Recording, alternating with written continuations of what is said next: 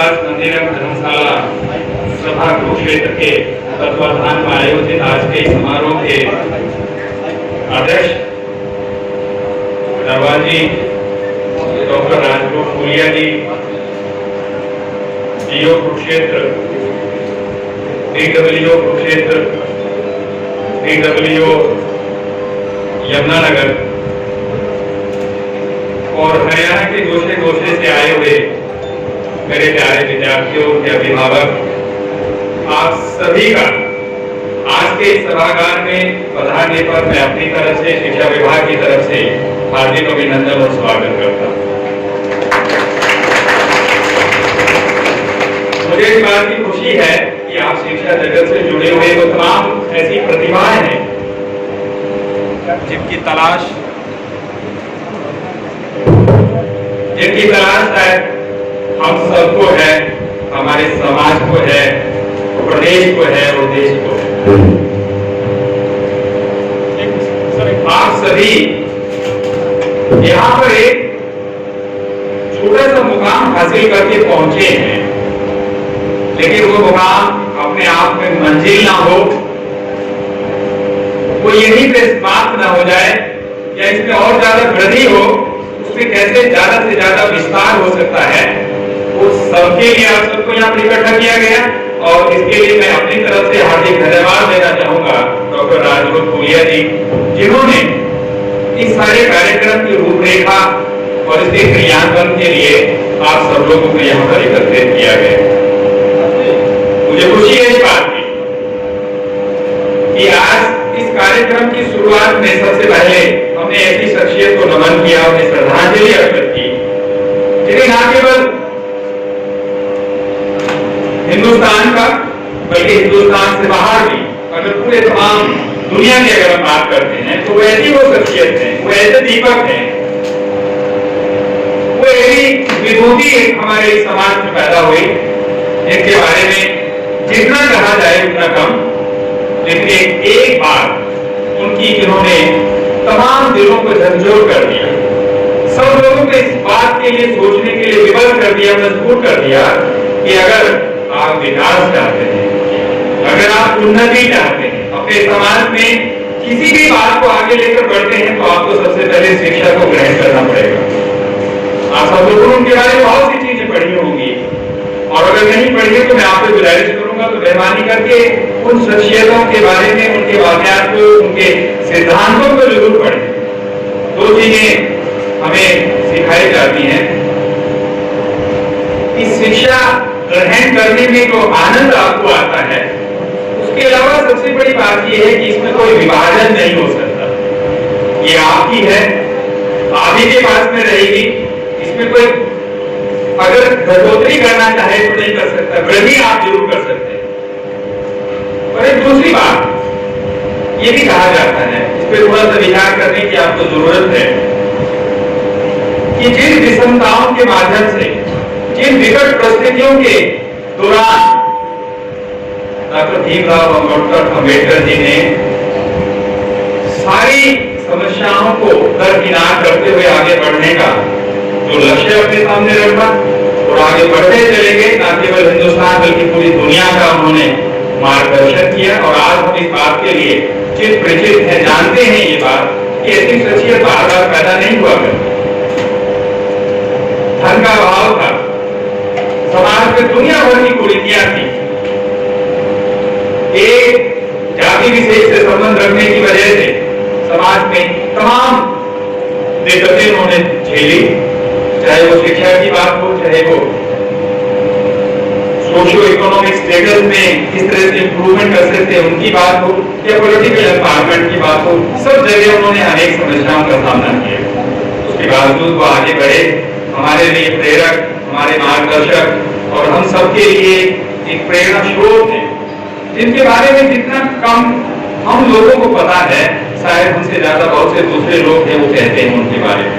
तो ये बहुत जरूरी बात है कि शिक्षा के प्रति हमारा रुझान, हमारा इस बात को लेके मंथन और चिंतन होना चाहिए कि कैसे आगे बढ़ सकते हैं।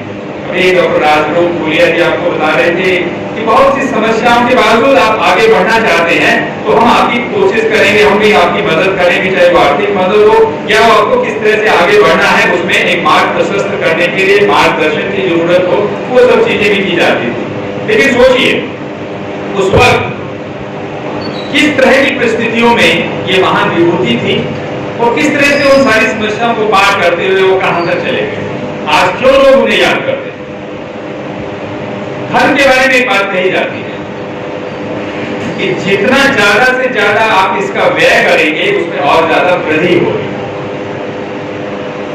यानी कि आमतौर पर यह माना जाता है कि अगर आपके पास में धन नहीं है तो आप विकास के पथ पर आगे नहीं बढ़ सकते। लेकिन इस भ्रांति को भी धारण नहीं करना होगा कि शायद धन उतना ज्यादा जरूरी नहीं है जितना शिक्षा जरूरी है। लेकिन शिक्षा प्राप्त करने के लिए धन की आवश्यकता होती है, ये भी सब लोग जानते हैं। लेकिन सबसे ज्यादा है कि मन के अंदर चेतना होनी चाहिए, मन में पढ़ने की लगन होनी चाहिए, शिक्षा ग्रहण करने के लिए आगे बढ़ने के आपके दिमाग में एक लक्ष्य होना चाहिए। और जब आप एक लक्ष्य निर्धारित कर लेते हैं तो आपको आगे बढ़ने से कोई रोक नहीं सकता। जिस समाज से आप संबंध रखते हैं उससे मुतल्लिक एक छोटी सी स्कीम है जिसके बारे में आपको पता होगा भी, अगर नहीं है तो आज जानकारी जरूर ले लें।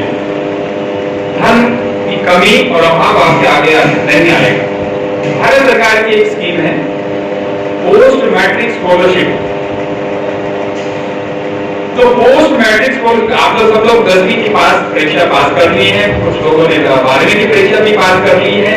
आगे आपको कैसे बढ़ना है और जो धन के अभाव और कमी की वजह से ये दिक्कतें आती हैं, तो वो एक सरकार की ऐसी स्कीम है जिसका हर व्यक्ति को, हर बच्चे को, हर अभिभावक को पता होना चाहिए कि आगे बढ़ने के लिए केवल और केवल एकमात्र ऐसी स्कीम है जिसकी अगर छात्रवृत्ति प्राप्त करके आप आगे बढ़ सकते हैं, आपको कोई रोकने वाला नहीं।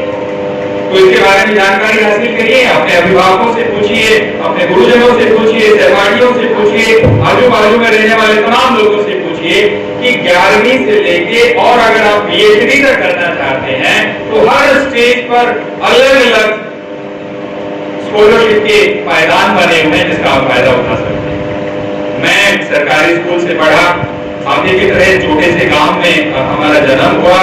मेरे गांव में तो अभी तक 5वीं का स्कूल था, सरकारी स्कूल। 1974 में मैंने 5वीं की परीक्षा पास की उसी सरकारी स्कूल से। उसके आगे बढ़ने के लिए कोई दूसरे गांव में 6ठी की कक्षा में गए। उसके बाद 10वीं पास करके 11वीं में और ज्यादा आगे जाकर दूसरी। अभी आज तक जितनी परीक्षाएं आज मैंने हासिल की हैं, जितनी भी डिग्री जिनका जिक्र आप कर रहे थे, वो सरकारी संस्थानों से किए हैं और सरकारी संस्थानों में केवल इसी पोस्ट मैट्रिक स्कॉलरशिप के माध्यम से मैं आगे बढ़ा। इसके अलावा और कोई साधन थे ही नहीं हमारे पास। संसाधनों की कमी आप सब लोगों को झलकती है, इसका मैं जातिगत तौर पर अनुभव रखता हूँ। तो लेकिन ये तो तरीका है। कई बार आपके अभिभावक भी कहेंगे शायद आर्थिक इतनी संपन्नता हमारे परिवार में नहीं है, तो बेटा किसी न किसी वजह से बाद में देख लेंगे, अभी आगे बढ़ने के लिए शायद हमें संसाधन जुटाने की जरूरत है, आमदनी के जरिए को ढूंढने की जरूरत है, ये वजह पढ़ाई छोड़ के आप लोग इस तरह के काम में लग जाए। तो मेहरबानी करके आप भी अपने लक्ष्य रखिए और अपने अभिभावकों को भी, अपने भाई सगे संबंधी और रिश्तेदारों को भी ये बात कहिए कि आगे बढ़ने का अभी यही रास्ता है। एक बार छूट गया दोबारा से ये बस नहीं मिलेगी जिसमें आप दोबारा टिकट लेके कर जाओगे। आपको अभी चलना है, आगे बढ़ना है और ये जो स्कीम है जिसके बारे में मैंने आपको बताया, इसका फायदा उठा के आपको आगे बढ़ना है।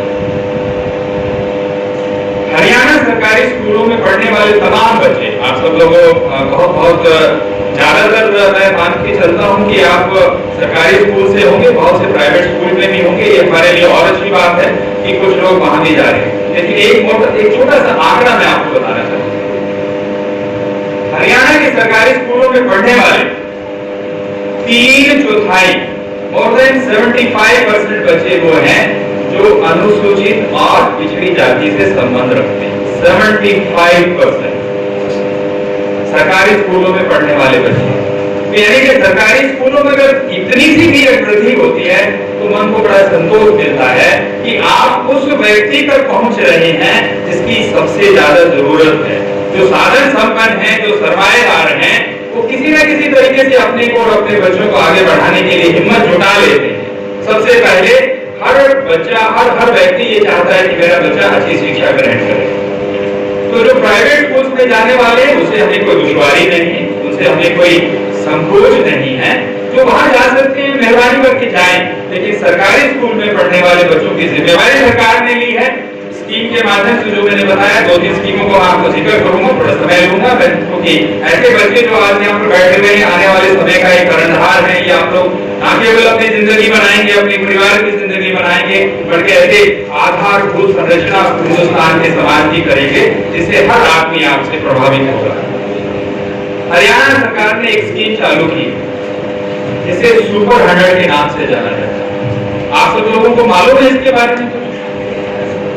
ऐसे कितने बच्चे हैं जो सुपर 100 के बारे में जानते हैं? हाथ खड़ा करें जरा। अभी भी बहुत कम बच्चे हैं जिनको इस बारे में मालूम है। मैं आपको इसकी थोड़ी सी पृष्ठभूमि बताना चाहूंगा।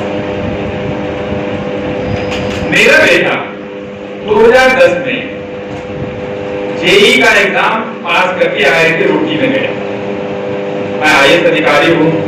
आर्थिक संपन्नता के हिसाब से आप देखें तो शायद मैं उस चीज को अफोर्ड कर सकता हूँ। उसमें उसकी तैयारी करवाई, सारा खर्चा उस पर लगाया और वो बच्चा तैयारी करने के पश्चात IIT रुड़की में चला गया। लेकिन मेरे मन में ये एक थोड़ी सी समस्या रही। मैं समझा कि मेरे जैसे सभी लोग नहीं है। हिंदुस्तान में करीब 6000 IAS अधिकारी, 135 करोड़ की जनसंख्या, केवल 6-7 हजार ही तो परिवार हैं जिससे आप संबंध रखते हैं और आपको अपने बच्चे को IIT तक पहुंचा सकते हैं, मेडिकल में भी पहुंचा सकते हैं।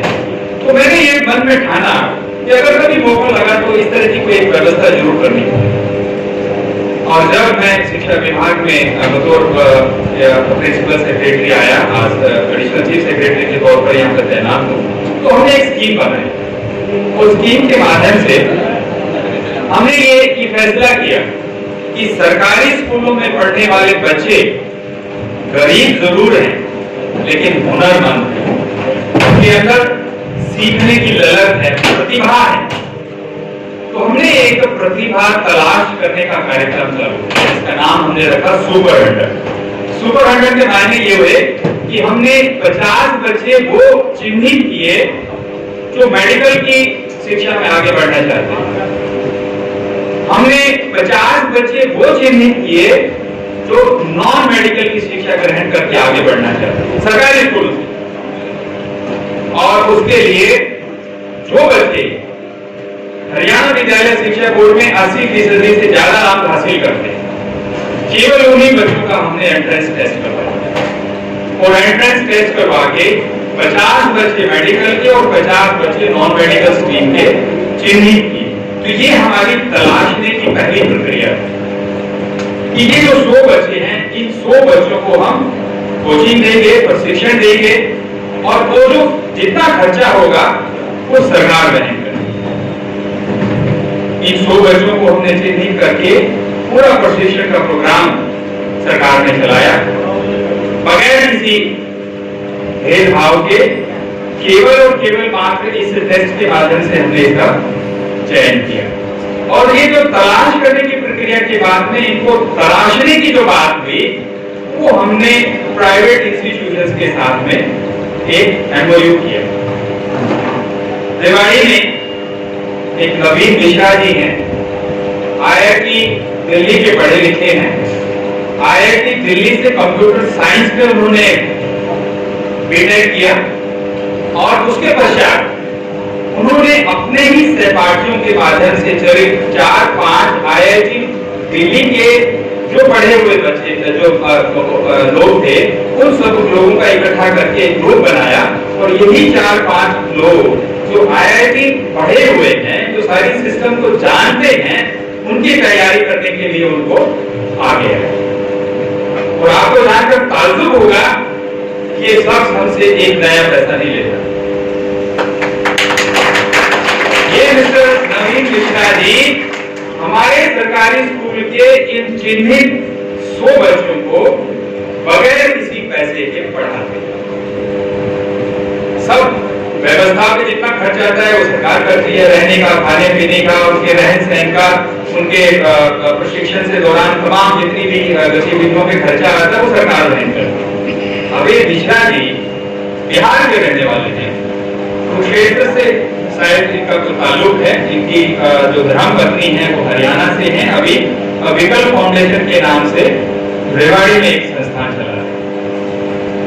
2020 में, अब आप सुनिए इस बात को, 2020 में पहली मर्तबा हरियाणा के सरकारी स्कूलों से संबंध रखने वाले 21 बच्चे IIT में गए।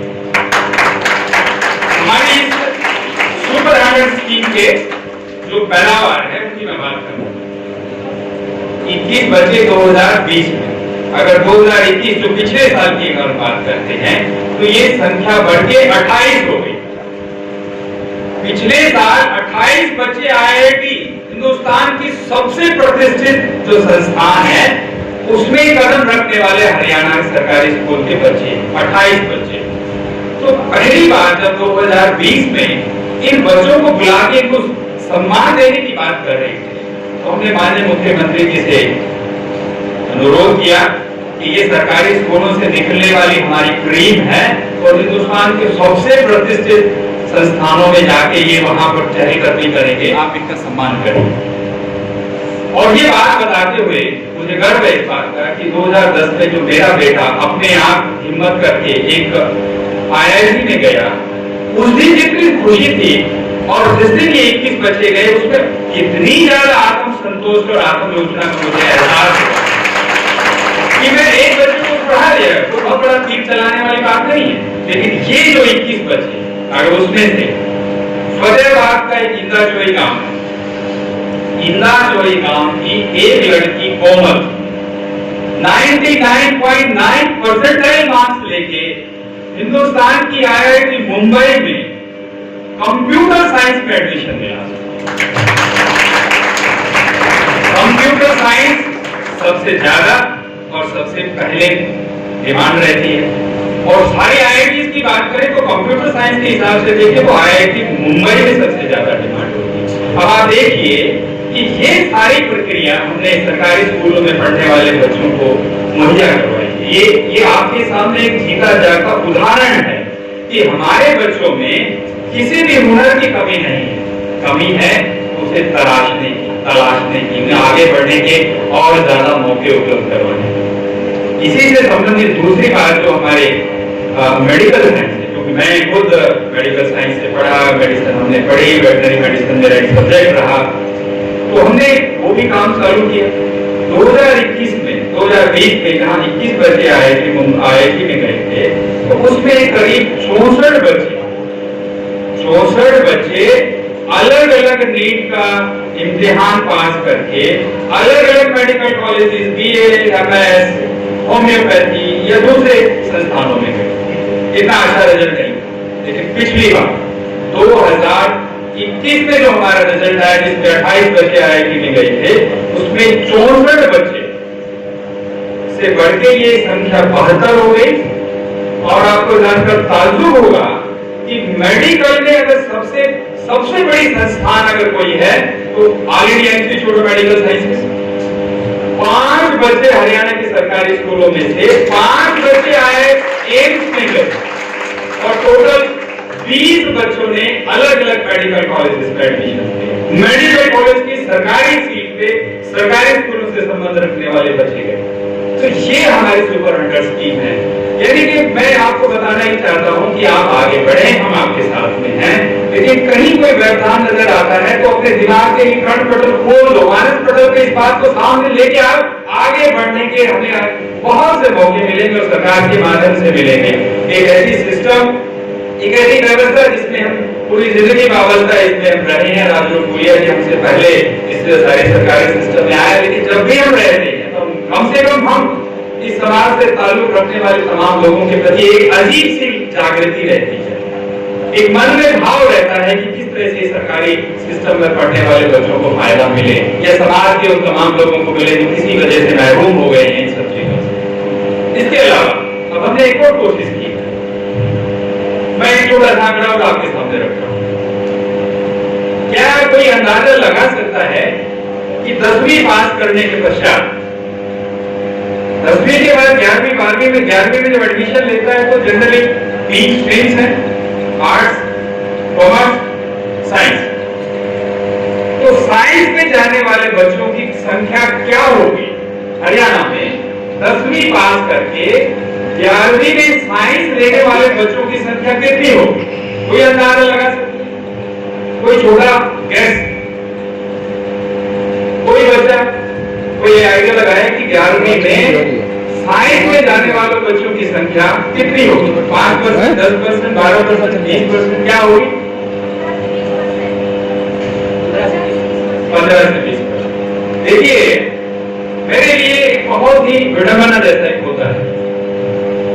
मैंने साइंस पढ़ा, मेडिसिन पढ़ी, लेकिन आज मैं हरियाणा में सरकारी स्कूलों में पढ़ने वाले बच्चों की अगर संख्या की बात करूं तो साइंस पढ़ते हैं राष्ट्रीय स्तर पर 25%। हिंदुस्तान में 10वीं पास करके 11वीं में साइंस लेने वाले बच्चे केवल 25%। हरियाणा में 15%। हरियाणा के सरकारी स्कूलों में 12%। 12% बच्चे साइंस पढ़ते हैं। 88% बच्चे साइंस के जो जितने आयाम आज आप देख रहे हैं उनसे महरूम हो जाएगा। ना कोई डॉक्टर बन पाएगा, ना कोई इंजीनियर बन पाएगा। चलो डॉक्टर इंजीनियर तो छोड़िए, आप कोई असिस्टेंट भी नहीं बन पाएंगे, नर्स भी नहीं बन पाएंगे, रेडियोग्राफर भी नहीं बन पाएंगे, कंपाउंडर भी नहीं बन पाएंगे, क्योंकि सबके लिए साइंस चाहिए। तो हम क्या प्रोड्यूस कर रहे हैं? 88% ऐसी फसल तैयार कर रहे हैं जिनको साइंस से कोई लेना देना ही नहीं है। लेकिन जिंदगी की तमाम ऐसी गतिविधियां हैं जिसमें साइंस सुबह से शाम तक आपको पढ़ना है, सीखना है और उसकी चीज को समझ के आगे बढ़ना है। तो ये मेरा गुजारिश है 10वीं पास करके जो बच्चे यहाँ पे बैठे हुए हैं, जिन्होंने 12वीं पास करने की लोग उनकी तो बस चलेगी, आगे 11वीं पास करने वाले बच्चों के लिए हमने ये कोशिश करनी है कि ज्यादा से ज्यादा साइंस पढ़े। और साइंस कोई ऐसी नहीं है कि लोग एलियंस है वही समझते हैं, हमारे नहीं। हमारे गुरुजन आपके साथ में, मैंने पढ़ा था जैसे सरकारी स्कूल से पढ़ा, मैंने आपको बताया, और सरकारी स्कूल से पढ़ के सब यूनिवर्सिटी और तमाम जितनी डिग्रियां मैंने हासिल की हैं वो सब सरकारी संस्थानों से हासिल किया और सरकारी टीचर्स ने पढ़ाए। और हमारे वक्त में तो कोई ऐसा कोचिंग का भी कोई सिस्टम नहीं होता, हम तो सेल्फ मेड टाइप के आदमी हैं। तो साइंस जब मैंने बायोलॉजी पढ़ा तो मैं एमबीए कर रहा था और आईएएस में आने के बाद किया। आईएएस में आने के बाद ज्यादातर लोग बस्ता बन नौकरी बहुत सबसे बढ़िया नौकरी का पढ़ने की क्या जरूरत है। तो मैंने ये डिसाइड किया जो अभी तक मैं नहीं पढ़ उसके बारे में, मैं बायोलॉजी पढ़ने वाला, मेडिसिन पढ़ने वाला, तो मैंने कहा मैं एमबीए करूंगा और वो भी फाइनेंशियल मैनेजमेंट से। तो मैंने एमबीए फाइनेंशियल मैनेजमेंट से किया। फिर मैंने पीएचडी करने की सोची, फिर मैंने पीएचडी भी वो एक सब्जेक्ट उठाया जिसके बारे में कोई सोचता भी नहीं था। अब हरियाणा कृषि प्रधान देश है, हमारा देश कृषि प्रधान देश है, सारे रूरल डेवलपमेंट की बात करते हैं। मैंने कहा कि नहीं, हम अर्बन डेवलपमेंट की बात करते हैं। जो अगर पूरी दुनिया के बारे में अगर आप जानना चाहते हैं तो 2% धरती पे रहते हैं शहरी लोग, केवल 2%। और पूरे हिंदुस्तान की नहीं बल्कि पूरी दुनिया की अगर इकोनॉमी की अगर हम बात करते हैं, जीडीपी की बात करते हैं, तो ये शहरों से निकलते हैं। अगर हिंदुस्तान की बात करें तो आज के दिन में 2/3 से ज्यादा हमारा जीडीपी है वो शहरों से आता है और गांव से नहीं आता। अब मैं गांव से रहने वाला आदमी हूँ, गांव में पैदा हुआ, लालन पालन सब कुछ गांव में हुआ, लेकिन मैंने देखा आने वाले समय में केवल गांव की आप बात करोगे, ग्रामीण विकास की बात करोगे, उससे दुनिया नहीं चलने वाली। दुनिया बहुत आगे चली गई, इसलिए हमने शहरी विकास की बात की। तो मैंने पीएचडी शहरी विकास में किया, अर्बन मैनेजमेंट में किया। फिर मेरा मन हुआ कि आज ये बात सारी दुनिया करते हैं कि जीडीपी जो है वो जीडीपी नहीं, वो ग्रीन जीडीपी की बात करते हैं। ग्रीन जीडीपी इकोनॉमिक्स पढ़ने वाले बच्चे जो +2 के हैं थोड़ा समझ पा रहे होंगे कि वो ये जानते हैं कि सस्टेनेबल डेवलपमेंट क्या होता है।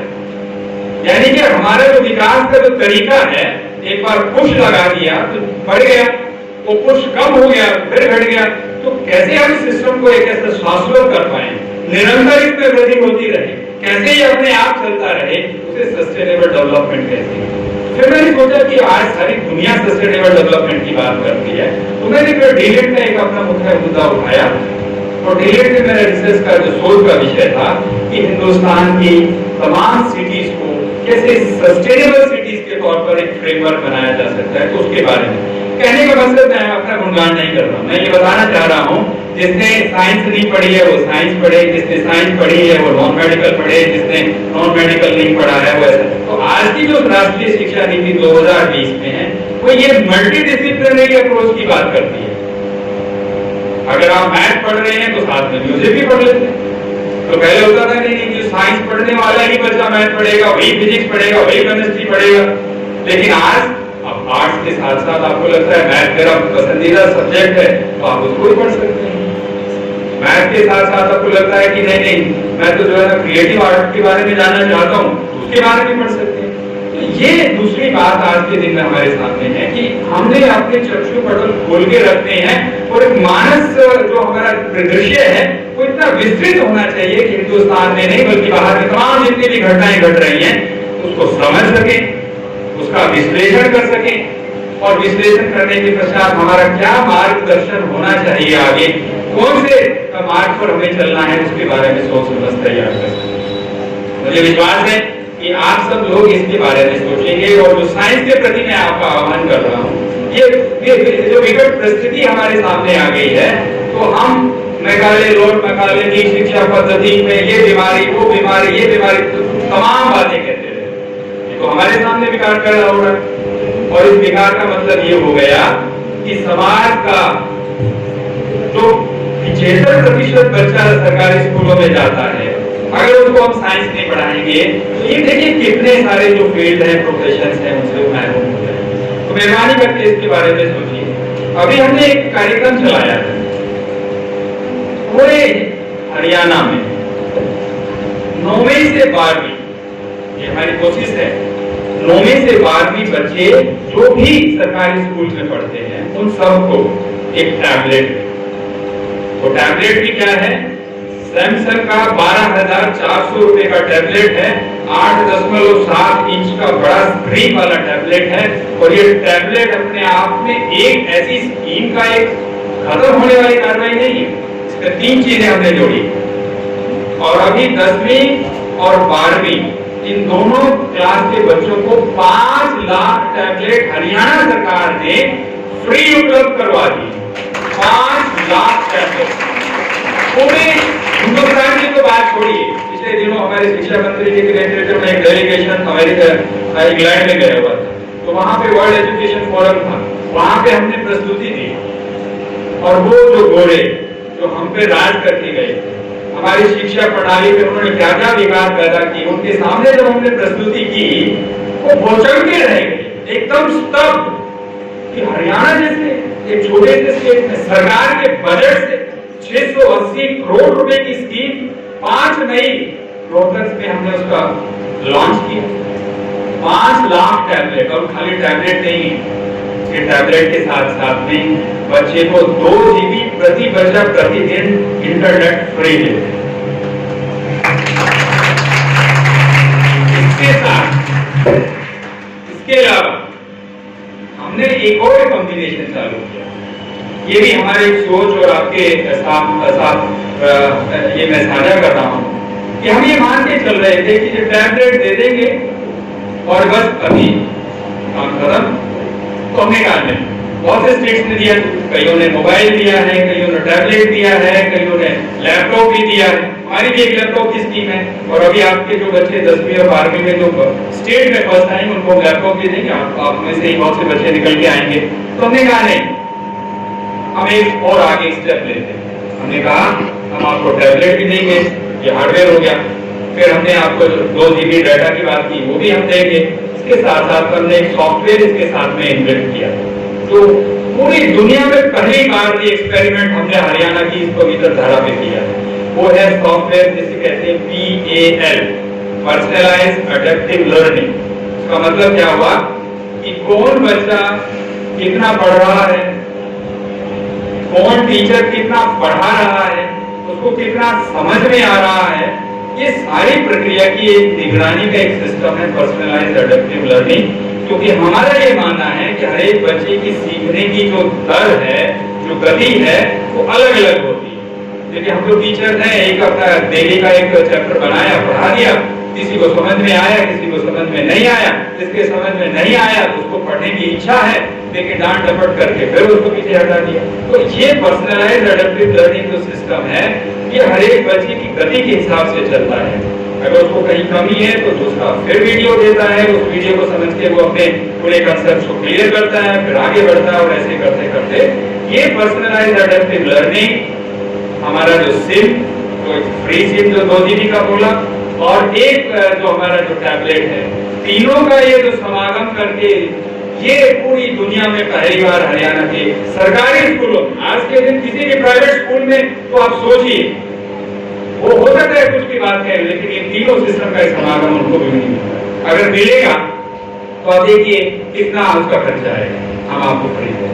ये सरकार स्कीम की, आपके सरकारी स्कीम के माध्यम। अब इससे बढ़ के हमने एक बात कही, तो मेरा मन मानता ही नहीं है कि बच्चे को साइंस से महरूम किया जाए। तो मैंने ये कहा कि 10वीं के बाद तो सुपर 100 चला लिया, 11वीं में तो जिसने साइंस लिया वही बच्चा जाएगा। मैंने कहा कि 9वीं में एक प्रोग्राम चलाओ और केवल साइंस के विषय को लेकर। तो 9वीं और 10वीं में 2 साल हम प्रोग्राम चलाएंगे, वो ऑलरेडी लॉन्च हो चुका है। इस प्रोग्राम के तहत 9वीं और 10वीं में जो भी बच्चा साइंस लेगा, वो एक डिस्ट्रिक्ट में 2 सेंटर हमने बनाए हैं। हर सेंटर पे 100 बच्चे रहेंगे। उन बच्चों को ऑनलाइन सिस्टम के माध्यम से, जिस नवीन मिश्रा जी की बात मैं कर रहा था, वो ऑनलाइन सिस्टम से जुड़ेंगे।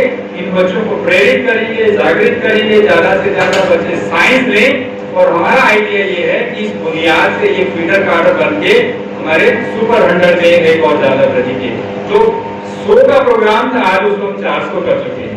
सुपर 100 में केवल 100 की बात थी, अब हम 400 तक चले गए। तो ये 400 तक का और एक ही जगह पे ये सेंटर हम चला रहे। इसके बाद एक सिस्टम हम आप सब लोगों की जानकारी के लिए बता दूं कि सब लोगों को लगता है कि बहुत खर्चीली है शिक्षा पद्धति। ऐसा शायद देखिए, ये भी एक भ्रांति है हमारे समाज में। 2 भ्रांतियां जिसका मैंने जिक्र किया कि सरकारी स्कूल में पढ़ने वाले बच्चे होशियार नहीं होते और सरकारी स्कूलों में शिक्षा नहीं दी जाती। इन दोनों भ्रांतियों को हमने धाराशाही किया, जिसका जिक्र मैंने सुपर 100 के माध्यम से बताया। पूरे हिंदुस्तान में कोई भी किसी भी सरकारी स्कूल में पढ़ने वाले बच्चों की संख्या अगर आप ले लें, प्राइवेट तौर पे बहुत से सरकारी स्कूलों में से निकल के और प्राइवेट कोचिंग लेके IIT में जाने वाले बच्चे होंगे, एम्स में जाने वाले बच्चे होंगे, लेकिन सरकारी सिस्टम से मैं दावे के साथ कहता हूँ हरियाणा की स्कीम का कोई भी सानी नहीं। इसी के माध्यम से हमने ये कोशिश की कि अगर आपको ये लगता है कि किसी वजह से आर्थिक संपन्नता नहीं है और आपको धन का अभाव है और किसी वजह से 12वीं करने के बाद आप आगे शिक्षा नहीं लेना चाहते हैं, तो एक हमने स्कीम चालू की, इसमें स्किल डेवलपमेंट का प्रोग्राम हमने चालू किया। तो हमारे +2 के जितने भी सारे सरकारी स्कूल हैं, बहुत सी जगह पे हमने अलग अलग स्किल देने का एक कार्यक्रम चलाया है। 9वीं से 12वीं तक 4 साल तक हम बच्चों को स्किल के बारे में, वो अलग अलग स्किल है, 12, 13, 14 स्किल्स हैं। ऑटोमोबाइल्स की है, ब्यूटिशियन की है, नर्सिंग केयर की है, एग्रीकल्चर की है, एनिमल हस्बेंड्री की है, बहुत सी ऐसी स्कीमें हैं। तो आप अपनी पढ़ाई के साथ साथ कोई भी आप स्किल जो आपको अच्छी लगे उसके बारे में वहाँ पे ना केवल एकेडमिक उसका ज्ञानवर्धन करेंगे, बट इसके साथ साथ प्रैक्टिकल तौर पे भी उसको सीखेंगे। और उसमें एक चीज और हमने ऐड की है कि वो बच्चा जब ये अपनी स्किल सीख रहा होता है तो केवल वहाँ पे हमारे पढ़ाने वाले जो टीचर्स हैं वो केवल उसे केवल पाठ्यक्रम के माध्यम से पढ़ाए गए ज्ञान ही नहीं देगी, एक वर्कशॉप भी बनाई गई है। हर एक जिले में हमने एक बल्कि टोटल 50 हो गए हैं, 50 हमने इंक्यूबेशन सेंटर्स बनाए सरकारी स्कूलों में। इंक्यूबेशन सेंटर का मतलब ये हो गया कि एक बहुत ही ऊंचे दर्जे की जो हमारे स्किल डेवलपमेंट का प्रोग्राम है उसकी वर्कशॉप बनाई जाती है और उस वर्कशॉप में उसको सारे के सारे जो प्रैक्टिकल हुनर हैं वो सिखाए जाते हैं। और यहीं पे नहीं हम रुके, उसके बाद बच्चों को एक ओरिएंटेशन प्रोग्राम की तरह एक सभी इंडस्ट्रीज में, ऑटोमोबाइल्स है तो इंडस्ट्रीज के माध्यम से उन सब लोगों को करीब 10 दिन का 15 दिन का एक प्रोग्राम करते हैं ताकि प्रैक्टिकल भी देखें, वर्कशॉप में उसे सब चीजें देखें और हकीकत में वहाँ पे इंडस्ट्री में क्या हो रहा है, ये सब चीजें। तो स्किल डेवलपमेंट का एक प्रोग्राम है, तो ये हम कोशिश ये कर रहे हैं कि किसी तरह से आपका सर्वांगीण विकास हो, आप आगे बढ़ें। लेकिन एक बात कहते हुए मैं अपनी वक्तव्य को यहाँ पे खत्म करूंगा कि ये सब चीजें सरकार और समाज आपको दे रहा है, तो मेहरबानी करके उस समाज के साथ से जुड़े रहें।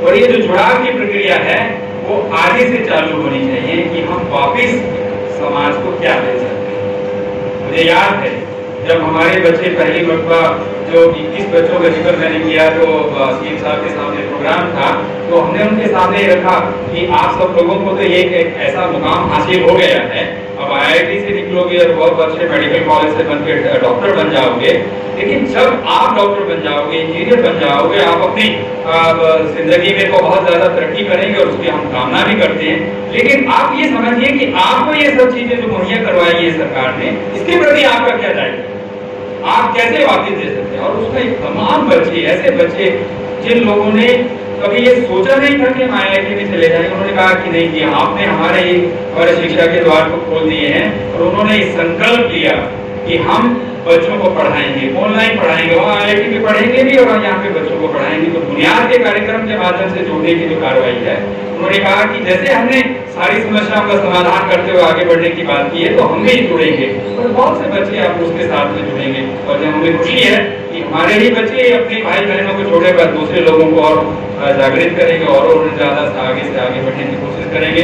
मैं एक बार फिर अपनी तरफ से आज की इस कार्यक्रम के माध्यम से एक प्रतिभा तलाशने की जो बात है और उसके पश्चात जो तराशने की प्रक्रिया मैंने आपके सामने रखी है, आप उसका फायदा उठा के आगे बढ़ें। और इस पहल के लिए मैं अपनी तरफ से उनका हार्दिक अभिनंदन और धन्यवाद भी करना चाहूंगा कि उन्होंने एक ऐसी पहल की और जो आपके सामने एक रूपरेखा और कार्यक्रम भी रखा कि इस तरह के कार्यक्रम हम अलग अलग जिलों में करेंगे, हर साल करेंगे और निरंतर करते रहेंगे। आप सब लोगों को बहुत बहुत हार्दिक बधाई और अगले समय में और ज्यादा तरक्की करें और ज्यादा ऊंचाइयों को छुएं। लेकिन आप इस बात को मान के चलेंगे कि आपको छूने के लिए आसमान है, बुलंदियां आपकी इतनी ऊंची होनी चाहिए, लेकिन आपके पांव धरती पर बने रहें, धरती से जुड़े रहें, समाज के प्रति अपने दायित्व को समझें, उन्हें जिम्मेवारियों का निर्वहन करते हुए आप आगे बढ़ें। आपको बहुत उज्जवल भविष्य की कामना करते हुए मैं अपनी वाणी को विराम देता हूँ।